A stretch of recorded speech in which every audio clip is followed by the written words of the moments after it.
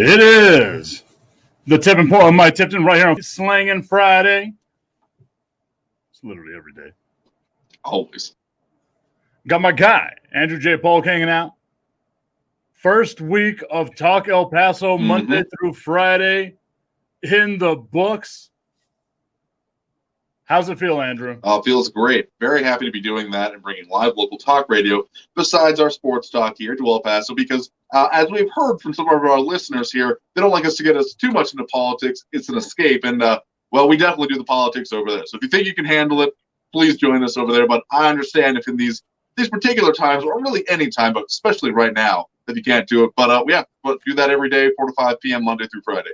We got a lot of stuff we're going to cover today. UTEP on the road on the East Coast where they have never won a game. Oh, man. 24-1. I'll let you know who that one was against. We'll preview the weekend. We'll have our tip picks to end the show.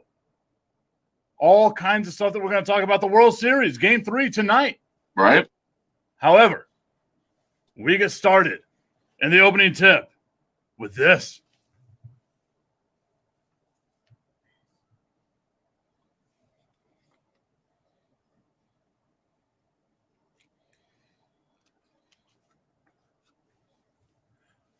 The opening tip, Fox Sports 1380, the tipping point, Mike Tipton, at Fox Sports 1380, 915-544, KTSM, 915-544-5876. That's the number you want to call to get in, be a part of the show. Andrew, I was going to start with Danny Dimes and his stumble. You didn't get to see it. Oh, no, I didn't. I was watching the debate last night. I will say this, though. I am shocked at how a simple meme can bring the entire city of El Paso together on my Facebook page by simply saying the color of your shirt and the last thing you ate is what your star name is. Oh, yeah. You got some issues with that result for yourself there, don't you? I do. Red Wings. If you know, you know. I'm not going to get into any more detail on that. Red Wings. Me Slinging Friday.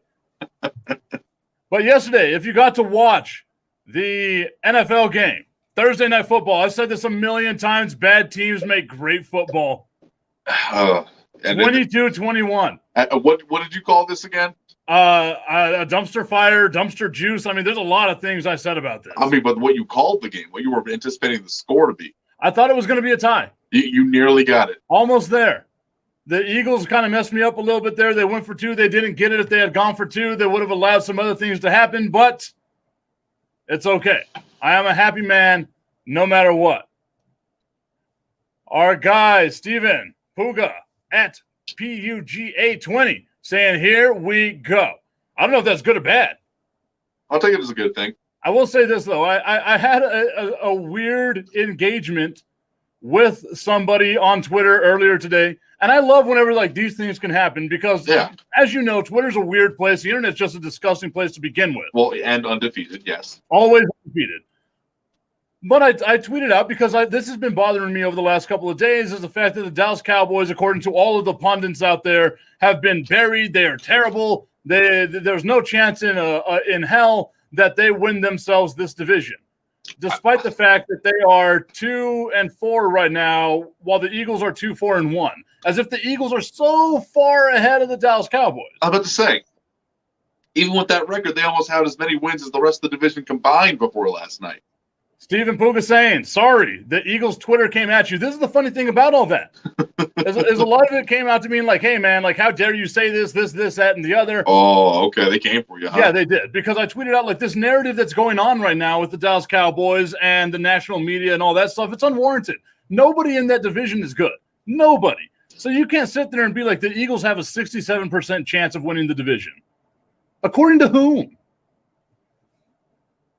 But an individual came at me on Twitter and was like, hey, man, the Eagles are this much better than the Dallas Cowboys, and how dare you, say anything otherwise? And I was like, okay. But the Eagles had to win in an extra game to be as good as the Dallas Cowboys have been bad this entire time. Wrap your mind around that. I mean, nothing good is happening in that whole division. No. It's a horrible, horrible division. No one deserves to win it. The winner should be duct taped to a wall and not allowed to play a game. Like that's the way it should be. I'm gonna come down to some of the stuff whenever it talks about like winning percentages and all that. Also, oh yeah, you've been doing that deep dives. Oh yeah, no, this has been a stat heavy show. I tweeted out like all the stats nerds out there need to get a towel and a cigar. That's what kind of show this is going to be. But after like a little discourse between me and this individual, and I'm sorry I don't have his Twitter handle right here in front of me. I should have. I followed him. That shows how we buried the hatchet on this. Oh, there you go. It wound up becoming a contest of whose team was worse. Mine or his, but with us defending why our team is worse than the other team. And of course, like I've got it built in, just like the Eagles fans have it built in. There's a lot of injuries on both teams, a lot of season-ending injuries on both teams. But my God, dude, like it came down to like this self-deprecating thing between the other individual and myself. I think the door is locked now. I think Mike Rivera is locked out of the building now. It keeps doing that. It does. You're the one who pushed it up against the wall. I told you don't push it up against the wall. I just closed it. I just kicked the thing out of the way. I didn't push it up against the wall. This is sabotage by your own tip. Maybe not. But what happened here is that this individual and I, we were going back and forth on Twitter, and we wound up talking to each other about basically my team is worse than your team. That's why our teams deserve respect-ish. And we seemingly buried the hatchet with that because that's, I mean, let's be honest, no one out there should hate somebody because of sports. It's literally the dumbest thing in the history of mankind. Our dude Puga saying both are injury-riddled, just like the Cowboys. The second teams probably have an all-star team of IR players. Yeah, a lot of injured players on both sides. It's not a good look for either one, but, I mean, hey, it is what it is. Like, injuries are just a part of the game. That's what it comes down to. Danny Molina saying that I think a rule should be put in place that if a division has no team above 500, no team from the division goes to the playoffs. I've been on record saying this, like I don't think that should be the case where like if you have a below 500 record, you shouldn't be allowed into the playoffs. But I think that if you have a below 500 record or you don't have the better records, you shouldn't host a playoff game. Because there's a real possibility here that Tampa Bay goes 13-3. And New Orleans goes 12-2, and New Orleans at 12-4 would have to go to either Dallas, Philadelphia, New York, or Washington to play one of them who don't deserve to host a home game. There needs to be something punitive, definitely. By the way, I found the man you were talking with over there at Tankman Hub. Number one being quarantined fan is his display name. I love it, man. Like it was great. He and I had a great back and forth. Go follow him. Hardcore Philadelphia Eagles fan. I appreciate the conversation he had. But Andrew, you can look at it like I even put on there that it's funny how this conversation went from us like defending our teams to being like, no. My team is worse, and here's why. I love whenever that happens because that's the gap that like bridges a lot of sports fans here. Is you could be like, oh, you know what? Respect. You're right. Your team's hurt just as much as my team's hurt, and unfortunately, someone has to win this division. I didn't get to talk about this yesterday, Andrew, and I'm looking for the paper right now. But there are simulations that are out there in the NFL that they do at the end of every single week. Mark Saldana saying, our dude Marky Mix saying the NFL playoff system should go towards the NBA playoff system. I don't know. Like I think the NBA playoff system is pretty broken myself, but that's just a different thing for another time. Danny Molina saying that we're getting fancy with the way that we stream now. I have the paper here, Andrew. I found it. Danny Molina saying that we're getting fancy with the streams now because now we're showing the Facebook post credits. Look at that. Oh yeah, no, we are. Like your boy is upgraded. Once again, all out of my pocket. Let that marinate all out of my pocket. But different story another time. The best part about like all these scenarios that the NFL plays out, like at the end of every single week, is the possibilities of what division winners could be. Right. They simulated 20,000 times. Oh, why not? And a very high percent of that had a winner at 7 games, which is a real possibility. 7-9. We've seen division winners at 7-9 before. Yeah. 28% of those simulations had a winner with 6 wins or less. Damn. This is the real kicker of this. 13. Now, granted, 13 out of 20,000 ain't a high percent, but that's a snowball's chance in hell. That's a puncher's chance. It is. 13 simulations had a division winner for the NFC East with a grand total of 4 wins. So, really, the Cowboys just need 2 more to clinch it. I mean, I don't know what the simulation will have to be. Like, I was trying to deep dive and all that, but I got lost in all the UTEP stuff I'm going to be doing today. I'm about to say, like, was there, like, meteorite hits or tactical nuclear devices on some of these other cities where these teams are? But I will say this. I am about the chaos of a 4-win division winner. Like I don't know how that's possible. Like, there's got to be a lot of ties, I'm sure. Mm-hmm. But I want a 4-win division winner. Like, I need oxygen. Like that's where I am right now, man. I want that chaos because nothing, absolutely nothing would say 2020 like a 4-win division playoff team. That'd be pretty epic. I mean, you missed out on your perfect, awful World Series here. I did. So I did. But the damn Astros, or not the damn Braves, had to go brave it up and let me down by letting the Dodgers into the World Series. I would have been here for a Braves-Rays World Series that nobody would have cared about. Yep. At least Dodgers fans, like, they're numerous. They're not great, but they're numerous. Yeah, we got a bunch of them around here. So we'll see. We'll see how that goes. Also, weird thing about the World Series, and this is how you can tell nobody cares about the Tampa Bay Rays or any of the storylines in this one. Game 1 went from a 2.8 share in the Nielsen ratings last year to a 1.7. Ooh, that ain't good. That is a nosedive. Our guy, Stephen Puga, saying Eagles still have to play Green Bay, New Orleans, Seattle. Hopefully they can get healthy enough, and they do have to play Dallas next. That like, it's weird to say this, that week 8 is going to be like who determines the division winner.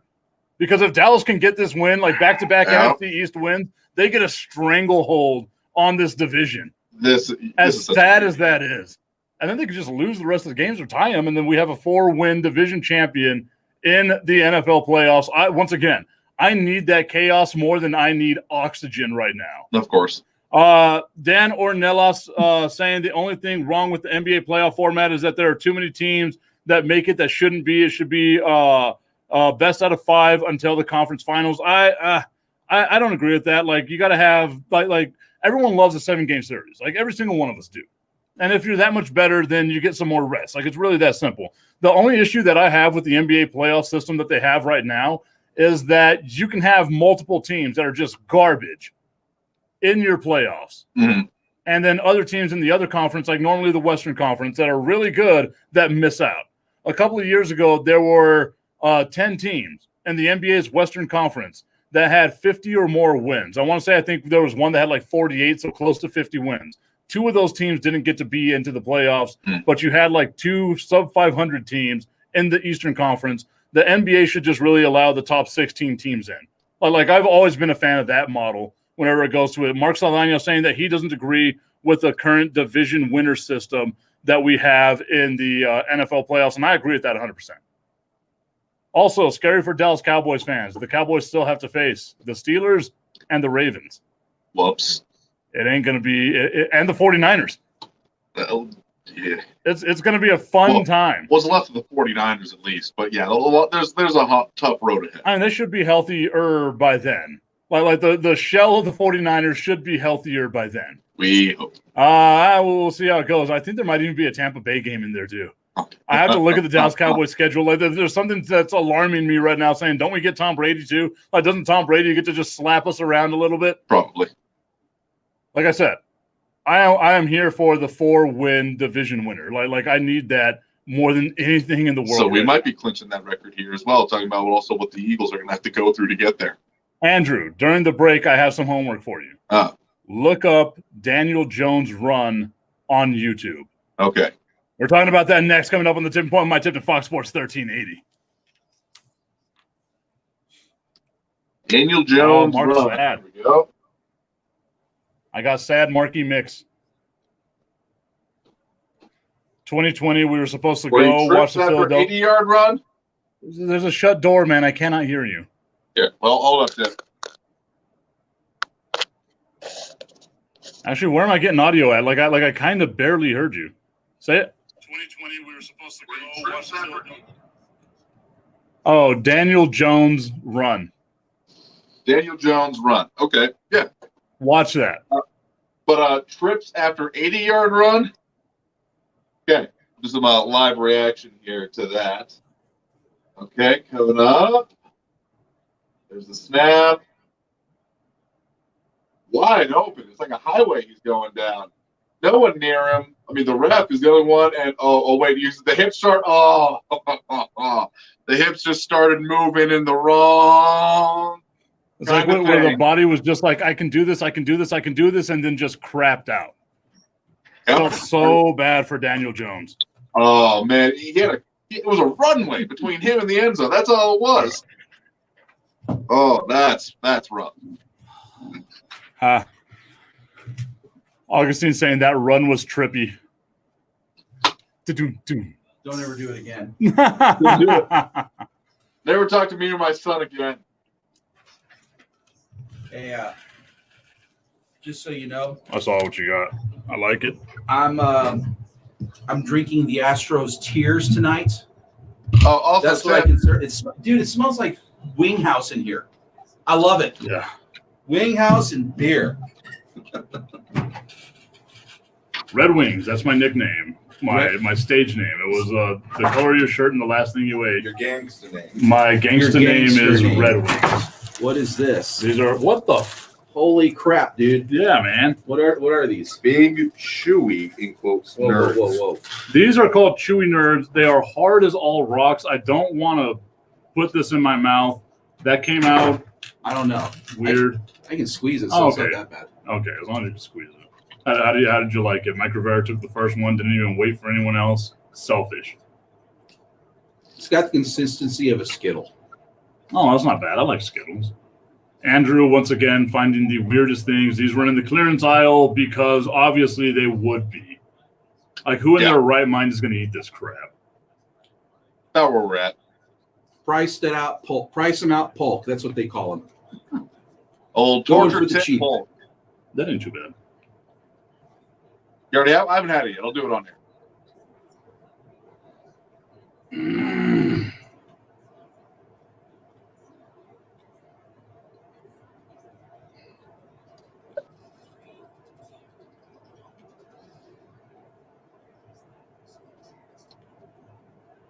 Smile.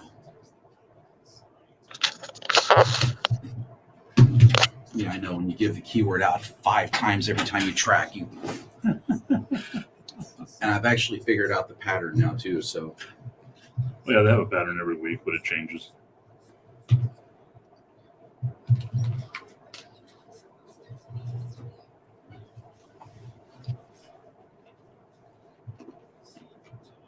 oh.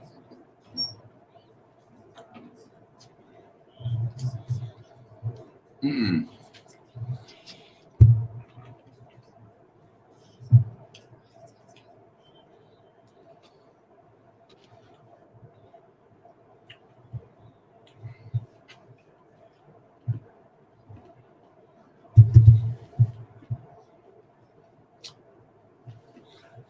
It is the tipping point of my tipping on Feel Good Friday. Got my guy Andrew J. Polk hanging out. You can follow him on Twitter at Andrew J. Polk, on Instagram at Talk El Paso. We're also joined by the one and only Mike Rivera. You can follow him on Twitter and Instagram at Mike Rivera on air. Myself at Mr. Tippin 33. We are at Fox Sports 1380.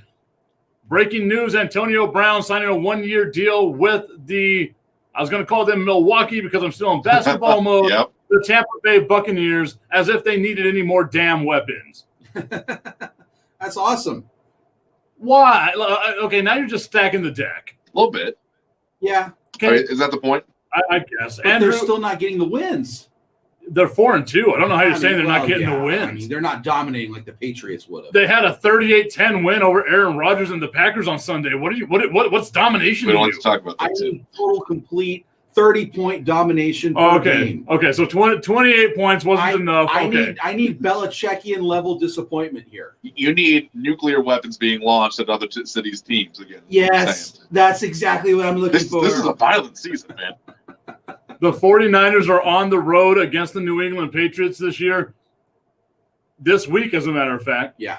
And if they win, it'll be the first time since 2000 that Bill Belichick and the New England Patriots have lost back-to-back home games.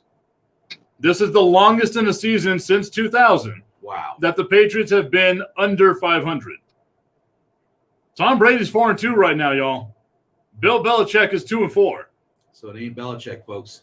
I don't know, man. Like maybe these are the early returns. There could be some sort of turnaround on this. I mean, yeah, let's see it once the regular Let season's it cook over. a little bit. Yeah. Yeah. Okay, so it needs to marinate a little bit longer. Like when can we say? Like, does it have to be the end of the season? Because I feel like we can close the chapter on this probably week 10 if trends are going the way they're going right I now. would say week 9 or week 10 would be a good point. Okay, Andrew, when is a good time for you? I still think it's got to be in the books already. So, because I mean, Okay. things can still turn around.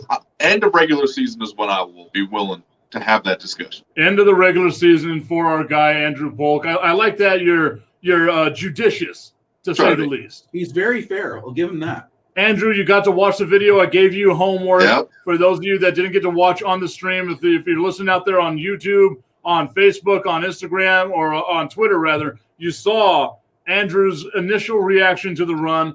Those of you that are listening on the airwaves of Fox Sports 1380 and the free and reliable iHeartRadio app, Andrew, what was your thoughts of that run? I mean, it was a runway between him and the end zone, and he made it most of the way, but then you just saw those hips. Saw those hips start wobbling, going into the trip. not right Okay. direction, and just eating it in the open field. You hate to see it.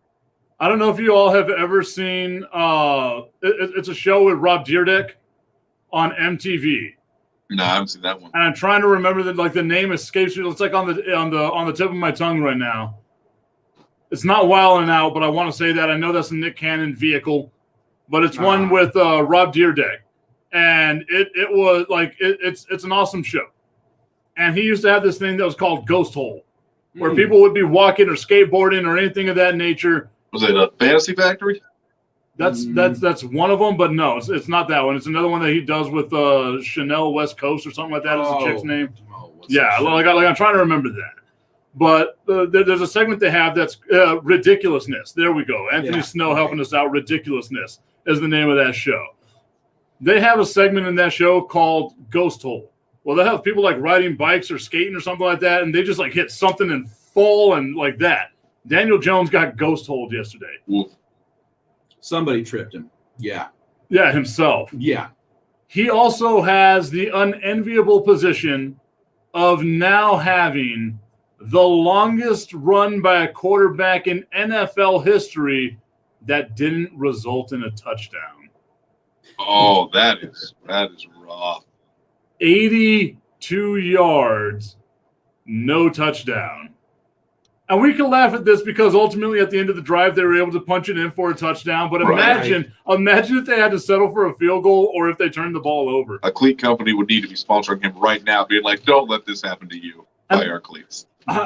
You could just It's tell, not even man, that, yeah. his body just gave out on him. Like there was nothing left. Like I felt bad for the dude. Evan Ingram yesterday got power bombed by air because he tried to jump over somebody that was standing up and then got flipped. But I mean, like you think like WWE, Kevin Nash just jackknife power bombing somebody. That is exactly what happened to Evan Ingram yesterday. He even did the proper like neck. I mean, it was almost as textbook. well. It was textbook his landing. And he got up, like you could tell he tried to eat it, but as he walked like over to the sideline, you could tell he's kind of like you seeing the hurt. Yeah. Laboring a little bit because all that did was just knock the air out of him. I appreciate it though. It reminded me of Reggie Bush whenever he got blown up. I can't remember who it was on the Eagles that blew him up whenever he was down in New Orleans. But Reggie Bush gets blown up, tries to like stand up and walk it off, takes a step and then just like tumbles over. Oof. Augustine Pimentel saying it sounds like the Cowboys' record. The Cowboys have the exact same record as your New England Patriots right now. And they were head of the division here until yesterday. And they've also had, their quarterback have his ankle split in 97 different directions. Yeah, it's not a good way to go. Yeah. Well, it's going to be a great year, Tip. You just watch. I'll turn it around. Have I apologized enough too for being like one of those guys that's like, there's not going to be a big drop off between Dak and Andy Dalton? Like, I feel like I was wrong. I know it wasn't Dalton's fault, but you don't have the same faith in Dalton that you do in Dak. No, it's true.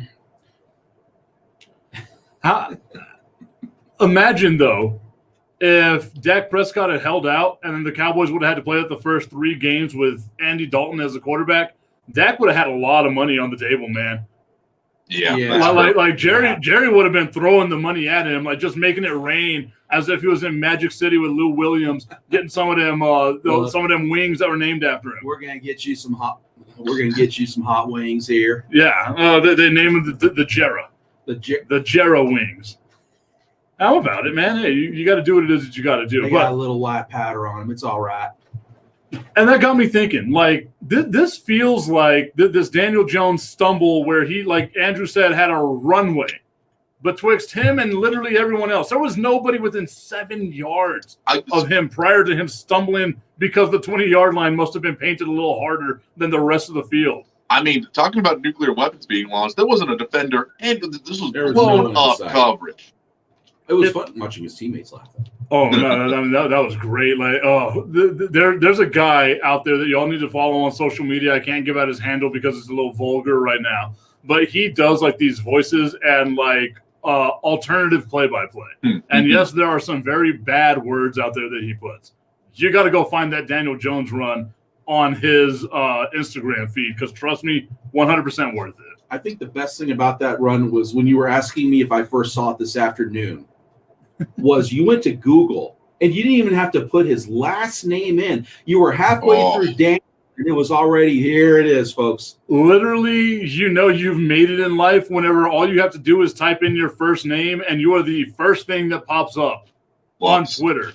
And the pantheon of Daniels out there, you are the first thing that pops up on Google, on YouTube, on any of this. It is you at your just most failured moment. I'll put it on my resume though if I surpass Damn Daniel in instant recognition. Oh yeah, I mean it's really that simple. But it got me thinking about like all the stuff that we've seen in the NFL. Like we've seen the Leon Lett play where he's running in and Don Beebe comes up, knocks it out of his hands, and it's ultimately a touchback. The ball goes to the Buffalo Bills in the Super Bowl. Right. Very like all eyes on you moment whenever that happened. We've seen Mark Sanchez with the butt fumble. Ah, yes. This to me has to be worse because there was nobody there. Oh, easily. Way worse than the butt fumble. Yeah, it was the ghost. The ghost that we have around this building traveled over there for that game.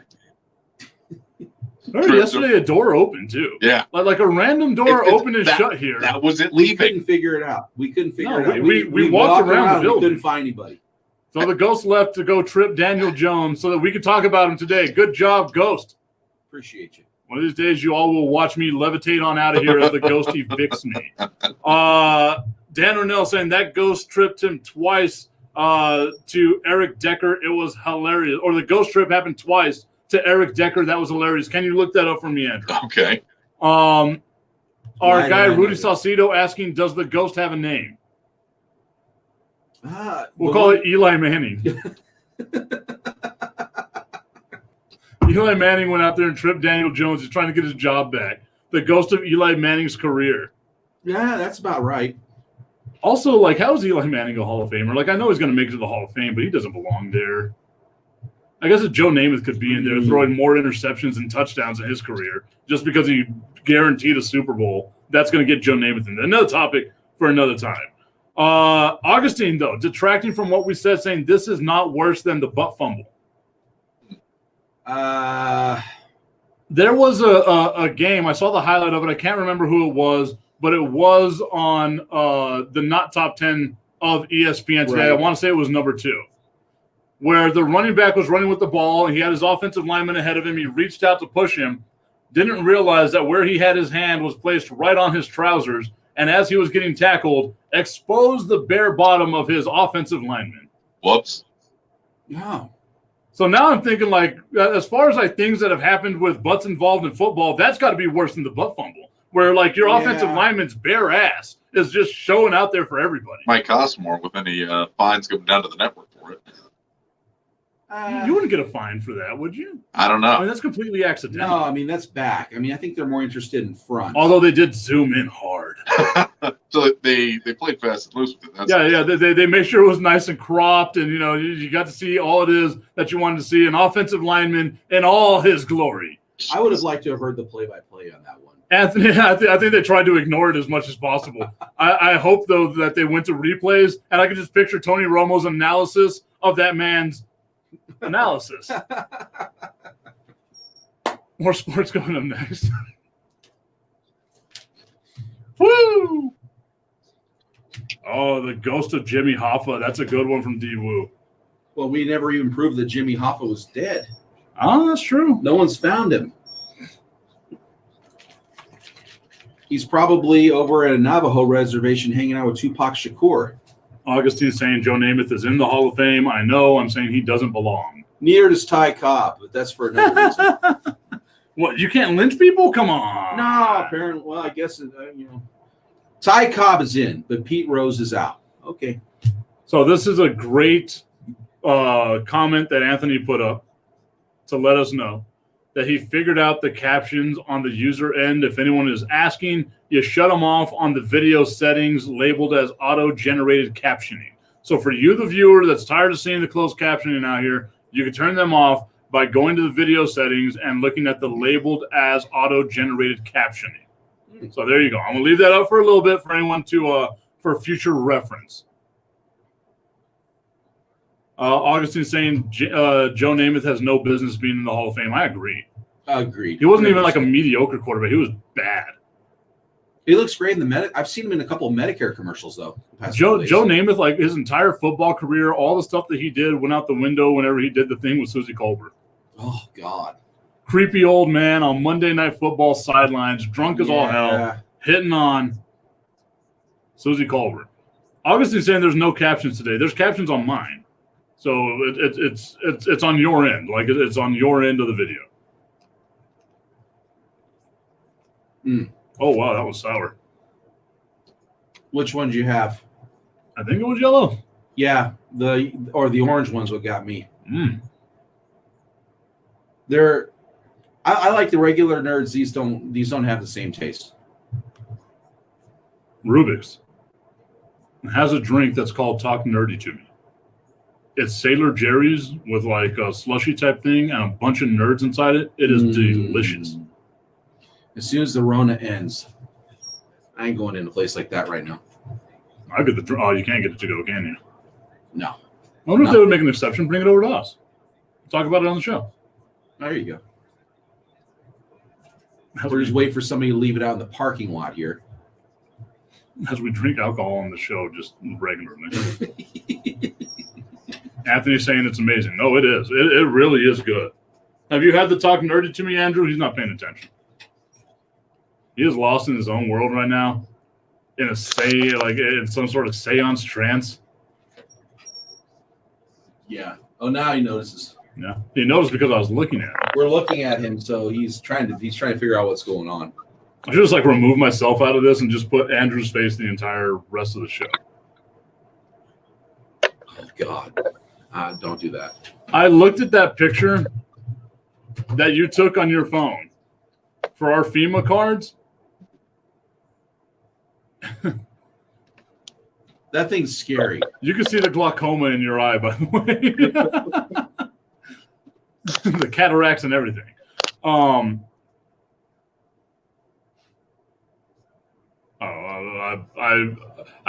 always have to double read anything that Augustine posts because I don't know if it's going to be dirty or not.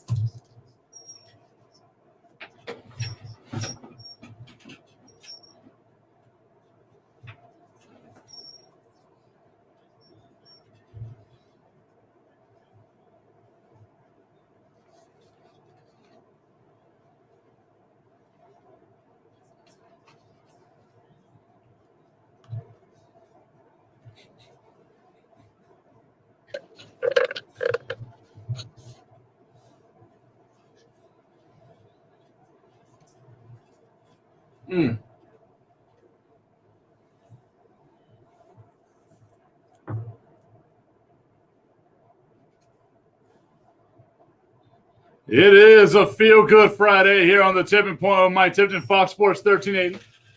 Got my guy, Andrew J. Polk, hanging out. You can follow him on Twitter at Andrew J. Polk, on Instagram at Talk El Paso. We got Mike Rivera hanging out as well at Mike Rivera on air on both of those social medias. Myself at Mr. Tipton 33. Oh, I love this song. I feel so bad for the stream. I know I've beaten this horse like it's beyond dead, and here I am just grinding it into more powder. We like Facebook. Come on, we're just a lowly AM radio show. Let us have a little bit of music so our fans can enjoy it as well. No. Send your bill to Walter Alvarez. Zuckerberg's got billions. Come on, man. Yeah, but he needs to squeeze us out for our dimes that we have here. Hey, you didn't make the billions by letting this slide. Yeah. If you were watching the stream, I have my Meat Slinging Friday hat on. It is a Meat Slinging Friday. There are a few things I take seriously on this show every Friday. You can guarantee for this. It is that simple. I am removing it because right now, ladies and gentlemen, we are going to make UTEP great again. Ish, yeah. I have done a deep dive, and normally I would try to talk about the stuff I missed in segment 2, talking about the NBA and their possibility of a Christmas start, but I am not going to do that, Andrew. I will not let the NBA detract me from what it is that I want to talk about whenever it comes to the UTEP football minors. 24-1 on the East Coast. Ladies and gentlemen, it's time to break that chain. Oh, that sweet, sweet UTEP fight song, baby. Like I said, they're going to be on the road. They'll be playing Charlotte. The last time, Rudy Salcedo said that he loves this hat. He's getting one. You got to order it through me, my dude. Trademarked, because I am not dumb. Tips up, baby. But yes, let me know. You want a hat? I will find a way to get you a hat, Rudy. UTEP on the road, facing Charlotte. The last time they played each other, last year, Charlotte, 28-21 winners over the UTEP Miners. You know what that means, ladies and gentlemen? Revenge game. Ooh. Oh, yes. Yes. The revenge game is going to be sweet. I am just enamored with this because there's all kinds of history that can be made now with this UTEP Miners football team.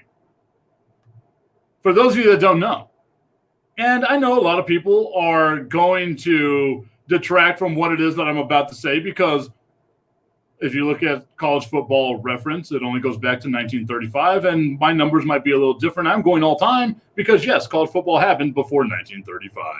Sure. Our friend Ruben Venzor saying picks up UTEP by 21. I like it. Yeah. Optimistic. Very optimistic. About it. If UTEP wins, it'll probably be like a touchdown, maybe 10, maybe. Did anybody look the spread up on this game? Andrew, can you look up the spread, please, for me? Okay, so going into all the stuff, the last time UTEP didn't lose on the road on the road on the East Coast, I should say, 1949, whenever they tied West Virginia. Every game for UTEP on the East Coast since 1949 has been an L. Yes. Anthony Snow saying if UTEP is going for revenge games, that's a long hit list. Yeah, it might be the longest hit list of all time. But there's certain teams that UTEP has a winning record against. Ooh. Yes. That's called a teaser, ladies and gentlemen. Augustine saying, does any of these factors involve money? I'm sure they do. I'm sure there's a lot of money involved whenever it comes to college athletics. More money than any of us can possibly imagine.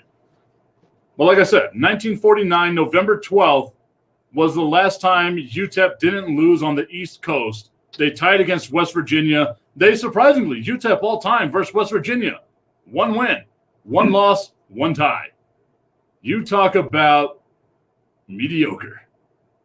I mean, it is the example of mediocre.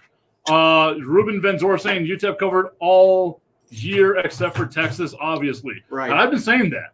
But like normally UTEP is terrible at covering. This year they have covered well. The spreads that they've had against them, Andrew, did you find what the spread was? Yeah, so according to the best one I could find, your CBS Sports, they got 14.5. For Charlotte. Yes. 14.5. Huh. Disrespectful. Yeah. Once again, UTEP, like their defense has done a good job. The majority of the points and yards given up by UTEP happened in one game versus Texas. Mm-hmm. And this is the thing that I love about Vegas. And normally I wouldn't tell people to go out there and do it. I'm still not saying it because I'm not going to do it myself. But if you are somebody that does go out there and like to play college football without playing college football, you might want to look into the UTEP stuff because they have been covering. And I would just say this right now, 2 touchdowns plus to Charlotte, come on. No, that is just like I get it. There's no history on UTEP's side, but I firmly believe that UTEP might be able to like actually pull this one out. Like if they don't pull it out and win, they're going to cover a 14-point spread. Yeah, I would expect that. And the over-under on it's 50. Oh, I love high-scoring football games. Once again, bad teams make good football. We saw it with Oklahoma and UT. Oh, got those nerds. I mean, the biggest thing Vegas is looking at right now is they're thinking that Charlotte's going to win only because they're at home. And that's more than likely what it is. But I mean, see, I have a hard time with that because you get the 2 points for being home. Like you automatically get 2 points. So this is basically a 12-point spread if you want to actually add in all the different factors and all that stuff. Ruben Venzor saying that he's going to put the house or bet the house on UTEP. Well, good luck with that. I would never bet anything, much less my house, on UTEP. I will say this, though. There is a possibility of history being made with UTEP getting a win this week or even later this year. If UTEP, the next time UTEP wins, it'll be win number 4 of the season, win number 6 for Dana DeMille. It'll put him in a tie with our friend Gil Bartosh, who coached here at UTEP for 3 seasons in the early 70s. Ah. After winning a state title at Odessa Permian and then winning what was considered the national championship of high school football that same year with an undefeated Permian team. Yes. He will be tying that legend, 6 wins for their career. But the next win for UTEP Athletics happens to be their all-time 400th win.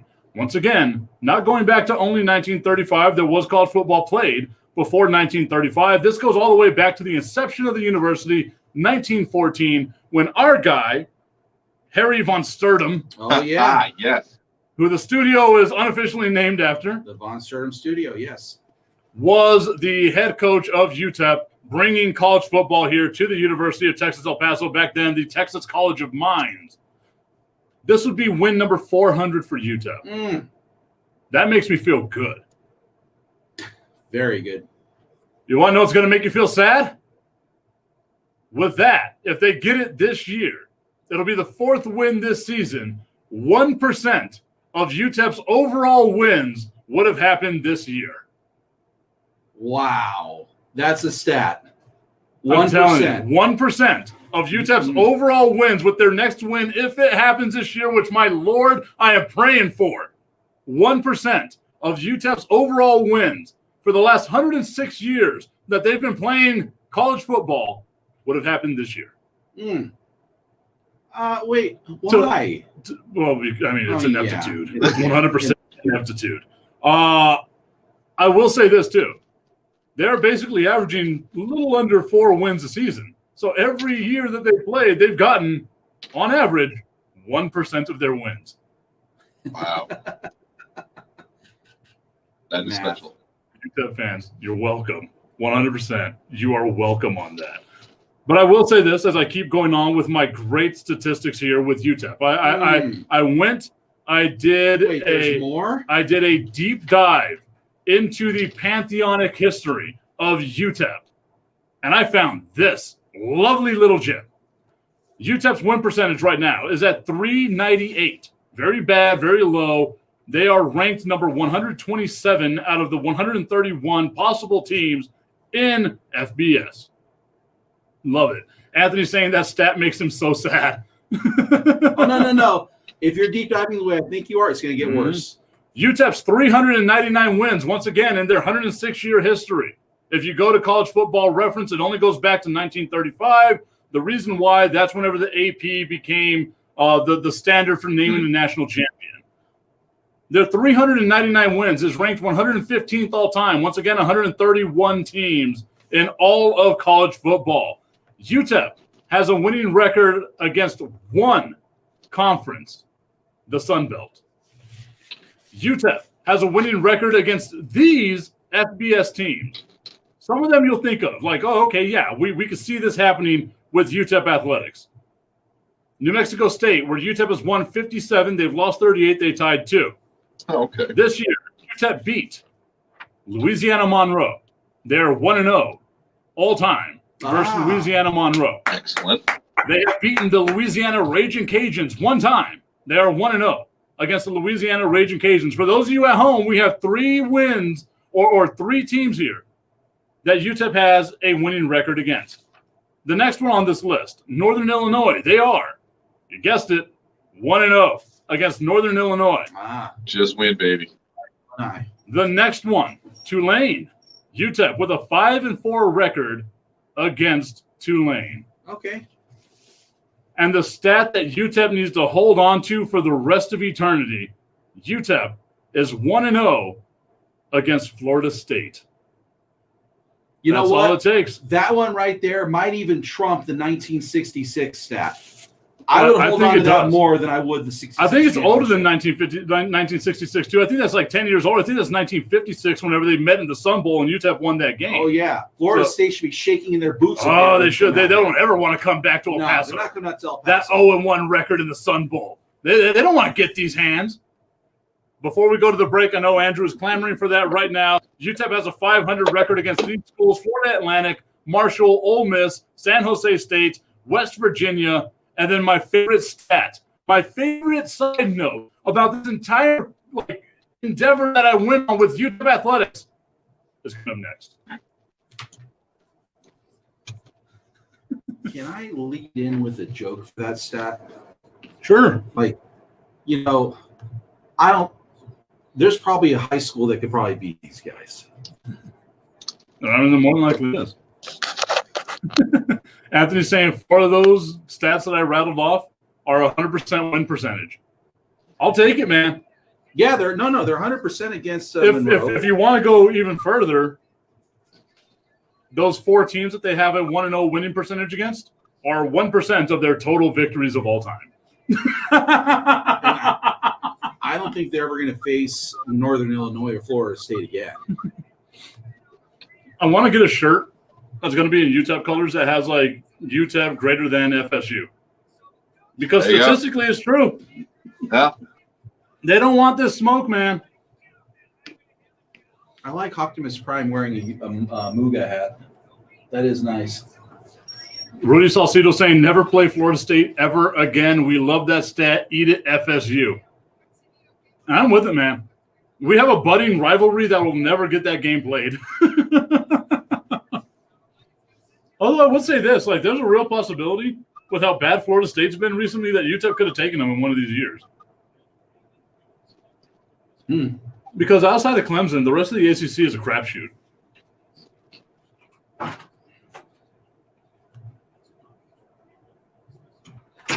Rudy's saying his wife will make that shirt for me. Bet. Let's do it. Very nice. Okay, he said it right here. We got it on record.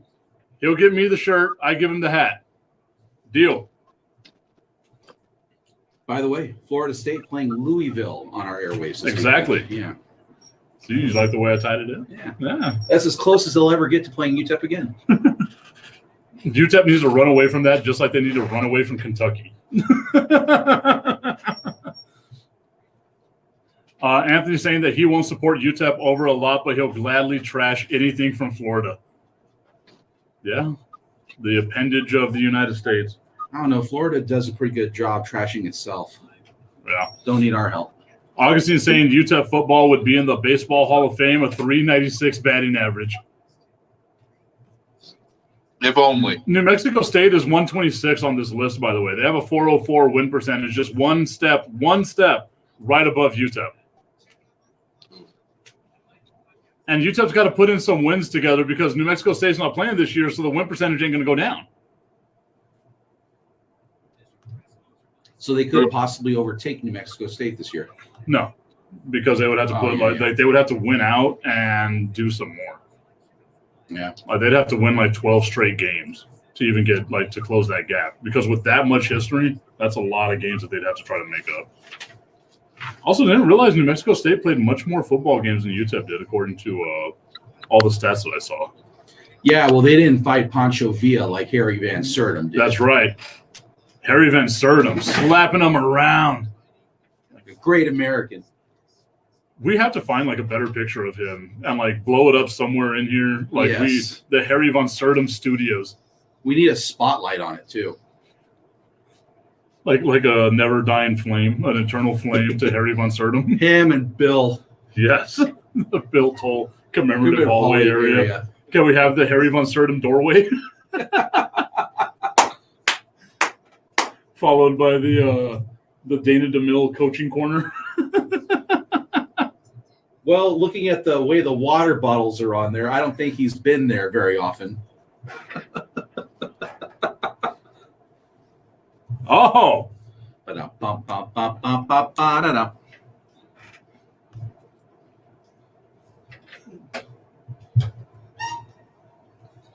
is the tipping point on a feel-good Friday, a funky Friday, meat-slinging Friday. We have made UTEP great again. Always. They are, like I said, I really feel that they get the win this weekend at Charlotte. As you all know, I am also the only advocate out there as far as sports pundits in El Paso go that said UTEP was going to win them some games this year. That is true. You were. Everyone else had them at 1 win, 2 wins. I had them undefeated. Right now, your boy's closer. We're playing Price is Right. I guess not really playing Price is Right, are we? Because you can't go over Price is Right, right? So we're playing Price is Right. Making up my own games here now. Woo! On the point by Tipton. UTEP, I honestly feel this because this is such a crapshoot that we got this year. UTEP could potentially win 6 games, which makes them bowl eligible, even with all of the other conferences coming back. Yeah. The Big Ten, the Pac-12, the Mountain West, all kicking off this weekend. It's amazing how fast you come back when money's involved. Absolutely. Anthony Snow saying this is a great sports warm-up for him to get into the World Series. Right after this, he's getting hyped for sports. Woo! This has been a very sports-heavy show. Very sports-heavy show. Yeah. What are we doing sports and stat-heavy. And stats. This is to show all the nerds out there. All those nerds, I hope you're smoking your cigar, wiping yourself up right now. I hope you're having a good old time. We had the chewy nerds. They aren't that bad. I'm kind of about it. The orange one and the yellow ones are pretty sour. Yeah, your boy's not a big fan of sour. Anthony Snow saying that I am the lone wolf whenever it comes to UTEP support, and somehow people say I hate on him. It's weird, man. I'll never get it. I don't know. I still think a high school team can beat him. With that being said, I did say this, that I had the greatest stat of all time whenever it came to UTEP athletics going forward. Andrew, while I say this, go ahead and get in here. Grab yourself something out of this refrigerator for me, please. UTEP football has a record of 3-2-1 versus a school in this area. And whenever we say that there are years where it looks like a high school football team could beat the UTEP Miners, we mean it 100%. Because El Paso High School has beaten UTEP once or twice, tied them once, and lost to them 3 times. Go Tigers. El Paso High School has 2 wins and a tie against the University of Texas El Paso all time. I want to know if there's anybody who is still living from those games. I'd like to interview them. I tried my best. I need to look them up. I'm going to do more deep diving. Literally all the stats I came up with happened in the 4 o'clock hour. Because I got into the rabbit hole of the things that I need to find out. And whenever I found that, man, Babcock might know. Babcock or even your old man. Maybe. I don't really know that much sports stats, but it's in the wheelhouse for sure. Anthony's saying that his wife will be happy to know that stat, that El Paso High has tied UTEP once and beat them twice in a 6-game series. 3-2-1 in favor of UTEP, But I don't think there's anything in favor of UTEP in that whenever you lost to a high school team in No, China. it is. It's like fighting with a child. Like, there's no good outcome there. Right. We mentioned that we have studios named here after UTEP coaches. We have the Harry Van Sertem doorway area. We are going to have the Dana DeMille coaching corner. Yeah, I like that. Augustine saying all you got to do to get there is dive left, dive right. The playbook has been given to us by the one and only Augustine Pimentel whenever it comes to the Dana DeMille era. I wanted to try to get all these games in, Andrew. I don't think we're going to be able to do that, so I will give everybody my tip picks later on tonight. I will go live. I'll let everyone know my stats. I might even bring Jericho involved. We'll see how intricate we get this. If y'all want to be involved as well, let me know. I'll send you an invite. I will see if we can do that a little bit later on today. Right now, though, what I want to do is I want to give a little bit of a toast to our guy, Andrew J. Polk. Mike Rivera was nice enough to go ahead and get us this Carbach Crawford Bach. Tell us a little bit about it. It is a fine beer. Obviously, as you can see, it's got a Houston Astros color scheme on there. Disgusting. I'm disappointed in my team. I'm drinking their cheers right now. That's what I am doing while celebrating, our friend. Is it a twist off or is it a pop? It's a pop, isn't it? I think it's a pop. Let me see. Okay. So we'll see how it goes over here. Andrew, I know you have as always, you have your can opener with you, your bottle opener with you. Go ahead and get us started here. Punched right into the microphone. Yeah. My God. We've been doing this ASMR stuff for like 8 months now because it got us through the pandemic. Thank you, ASMR. It did. It really did. It helped out a lot there early on. Yeah, it did. To get us through the pandemic. And here you are bumping into the poor microphone. Now what we have to do is have DeMargo come in here and spray it down with a whole bottle of Lysol. I've got it over here somewhere. Let me go grab it. So here I go, trying to save the segment now. Oh, that's nice. Oh, it didn't open though. Whoa. I'm sorry, man. I'm trying to be careful around this microphone. I spilled beer all over me now. Yeah, it happens. Slinging Friday. But Andrew, congratulations on the first week of Talk El Paso. Very proud of you. Very proud of what you're doing, changing the narrative here in the city of El Paso, covering the barren sports or news desert, not sports desert. Although UTEP, both. Yeah. Doing a great job over there. Cheers, my friend, to week number 1. Anything you want to say? Happy for everyone that called in, participated, and all the callers that we've had. And hopefully we can keep it going. So let us know if you want to get involved. Talk El Paso. Anthony Snow saying that he appreciates that I'm trying to protect the microphone because Andrew is just over here blowing it up. I don't know what you're talking about. Actually, the alcohol in that microphone is probably the first thing that's cleaned. It's the cleanest it's been me. Oh, that's another story for another time. Y'all have no idea what you have just done. You do. You know exactly what you did because you know that's one of my tipping points. And my God, why would you do that to me, man? As we're about to leave the show on what was a feel-good Friday, you give me that dumpster fire. That's what it feels like. Drink your beer. That's what it feels like. I will take a drink on this. Anthony's saying, great show, guys. Have a good weekend. Thank you, Anthony, for that. Before I get out of here, though, I did want to talk a little bit about the NBA and the possibility of the NBA starting on Christmas. Oh. It'll be 10 weeks after the end of the NBA Finals. Normally, whenever the NBA starts off, they have about a 20-week period here. So you're asking for the NBA draft, which is going to be held virtually on November 13th, the free agency period, training camp, all happening now within 9 weeks. As much as I would love to see the NBA come back as quickly as that, there's no way that they can do that without risking the actual health of the players. And what they're trying to do is really smart, the NBA. They're trying to stay away from the NFL. Yep. Because they got those hands over the last couple of weeks of their NBA Finals, and they got to feel what it was like to go head-to-head against just a regular season NFL game. The NFL is king. Everybody, thank you so much for tuning in to Tipping Point, my Tipping Fox Sports 1380. The Odd Couple coming up next.